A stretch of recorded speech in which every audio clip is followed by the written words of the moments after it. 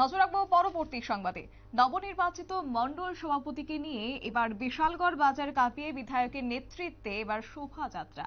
এবং জানিয়ে রাখছি যে ইতিমধ্যে প্রদেশ বিজেপি কমিটির উদ্যোগে রাজ্যে 7টি বিধানসভায় নবনির্বাচিত মণ্ডল সভাপতিদের নাম ঘোষণা করেন। রাজ্যের সমস্ত বিজেপি মণ্ডলগুলোর তুলনায় বিশালগড় মণ্ডল সম্পূর্ণ আলাদা মণ্ডল বললেই চলে। একজন মণ্ডল সভাপতির নির্বাচন নিয়ে রাজ্যের প্রত্যেকটি মণ্ডল থেকে 20 থেকে 25 জন কার্যকর্তা প্রতিদিন প্রতিদ্বন্দ্বিতা করতে ফর্ম তুলেছিলেন, কিন্তু একমাত্র বিশালগড় বিজেপি মণ্ডলে মণ্ডল সভাপতি নির্বাচনে একজন কার্যকর্তায় ফর্ম উইথড্র করেন। বিধায়ক সুশান্ত দেবের উপর ভরসা রেখে 7টি বুথ সভাপতির পরামর্শক্রমে মণ্ডল সভাপতি হিসেবে নির্বাচিত হয়েছেন তপন দাস। এবং সোমবার সন্ধ্যা রাতে নবনির্বাচিত মণ্ডল সভাপতি তপন দাসকে নিয়ে বিধায়ক সুশান্ত দেব সহ অন্যান্য কার্যকর্তারা বিশালগড় রাজপথ কাঁপিয়ে সারা জাগানো শোভাযাত্রা করেন। কি রয়েছে বিস্তারিত শুনুন। নতুন মণ্ডল নিয়ে কি বলবেন?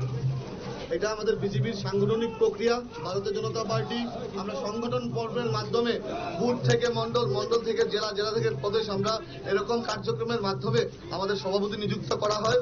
আমরা অত্যন্ত আনন্দিত। বিশালগড়ের প্রত্যেকটা অংশের কার্যকর্তা আজকে প্রদেশ কমিটি আমাদের নবনিযুক্ত মণ্ডল সভাপতির নাম ঘোষণা করেছেন, যিনি দক্ষ সংগঠক তপন দাস মহোদয়।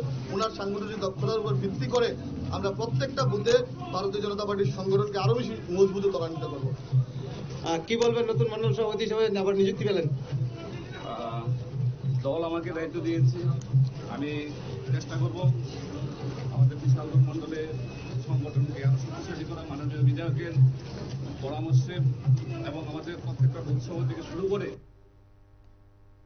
আপনারা শুনলেন বিধায়ক সুশান্ত দেব, একই সঙ্গে নবনির্বাচিত মণ্ডল সভাপতি তপন দাসের বক্তব্য। এবং একই সঙ্গে এদিনের শোভাযাত্রাটি বিশালগড় বিজেপি মণ্ডল কার্যালয় থেকে শুরু হয়ে বিশালগড় পেট্রোল পাম্প হয়ে পুনরায় বিশালগড়ের বিজেপি মণ্ডল কার্যালয়ে এসে সমাপ্ত হয়। নিয়ে নিচ্ছে ছোট্ট একটি বিজ্ঞাপন বিরতির সঙ্গে থাকুন।